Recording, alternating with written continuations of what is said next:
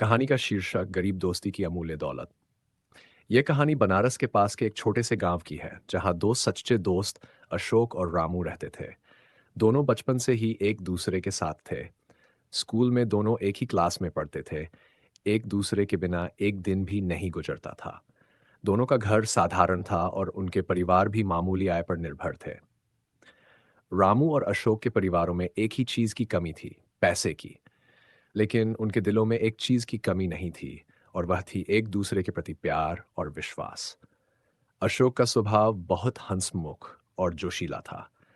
चाहे जैसी भी परिस्थितियां हों, वह हमेशा मुस्कुराता रहता। दूसरी ओर रामू थोड़ा संजीदा और जिम्मेदार था।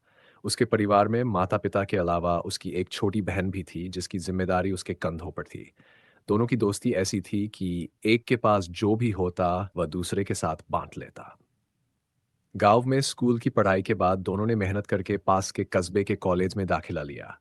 दिन रात मेहनत करते अपनी पढ़ाई के साथ साथ दोनों ने छोटे मोटे काम भी शुरू किए ताकि वे अपनी पढ़ाई का खर्च उठा सकें। अक्सर जब किसी एक के पास पैसे की कमी होती तो दूसरा बिना किसी झिझक के उसे अपनी कमाई दे देता। कॉलेज के दिन अशोक और रामू दोनों ने कस्बे में कॉलेज के लिए किराए का कमरा लिया। उनके पास ज्यादा पैसे नहीं थे, इसलिए वे छोटे से कमरे में रहते, सुबह कॉलेज जाते और रात में अपनी नौकरी पर काम करते। एक दिन अशोक ने अपनी नौकरी खो दी। अगले दिन जब रामू ने उसे परेशान देखा तो उसने बिना सोचे समझे अपने पैसे उसे दे दिए। अशोक को समझ में आ गया कि उसकी गरीबी के बावजूद उसका सबसे बड़ा खजाना उसकी दोस्ती है। कुछ ही समय में कॉलेज की पढ़ाई भी पूरी हो गई और दोनों ने अपने अपने करियर के लिए अलग अलग शहरों में काम ढूंढना शुरू किया। अशोक को एक शहर में छोटा सा काम मिला जहां वह अपनी रोजी रोटी कमाने लगा। वहीं रामू को भी एक छोटा नौकरी मिल गई, लेकिन उसकी आर्थिक स्थिति में ज्यादा सुधार नहीं हुआ। बावजूद इसके दोनों ने एक दूसरे से संपर्क बनाए रखा और समय समय पर मिलते रहते। मुश्किलों का दौर समय बीतता गया। अशोक ने अपनी मेहनत के बल पर शहर में एक अच्छी नौकरी हासिल कर ली और वह धीरे धीरे अपनी जिंदगी को बेहतर बनाने लगा। लेकिन रामू की आर्थिक स्थिति में ज्यादा सुधार नहीं आया। अपने परिवार की जिम्मेदारियों में वह ऐसा उलझा कि अपना ख्याल भी ठीक से नहीं रख पाता। वह हर महीने अपने माता पिता और बहन के लिए पैसे भेजता और खुद तंगी में जीता। एक दिन अचानक रामू की बहन बीमार हो गई। उसके इलाज के लिए रामू के पास पैसे नहीं थे। उसने अपने दोस्तों से उधार मांगा, लेकिन कोई उसकी मदद नहीं कर सका।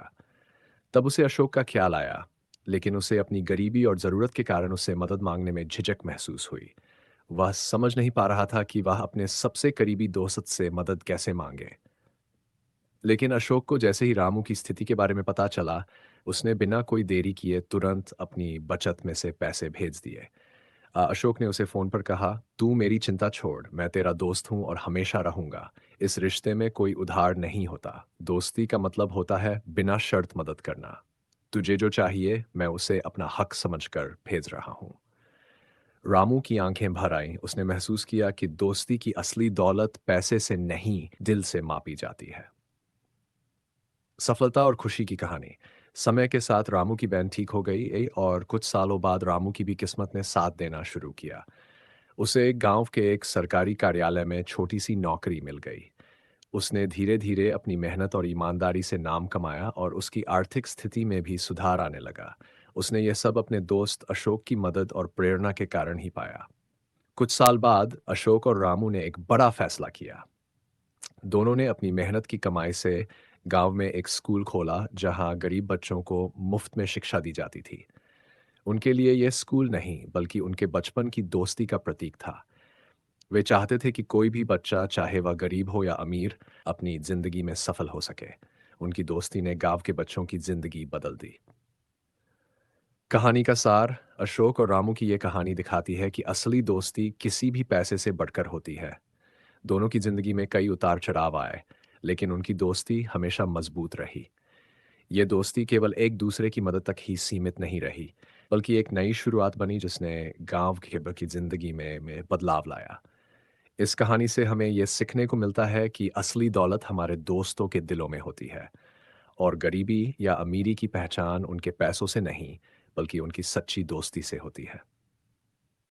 अगर आपको यह प्रेरणादायक कहानी पसंद आई हो तो इसे लाइक जरूर करें और हमारे चैनल को सब्सक्राइब करना ना भूलें। ऐसी और भी कहानियों के लिए जुड़े रहें जो जीवन के असली संघर्ष और संतोष की भावना को सामने लाती हैं।